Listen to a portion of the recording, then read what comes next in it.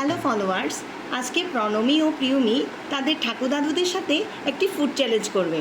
তাদের সামনে অনেকগুলো আইসক্রিম থাকবে। 30 সেকেন্ডের মধ্যে যে সবচেয়ে বেশি আইসক্রিম খেতে পারবে সে বিজয়ী হবে। চলেন তাহলে শুরু হোক।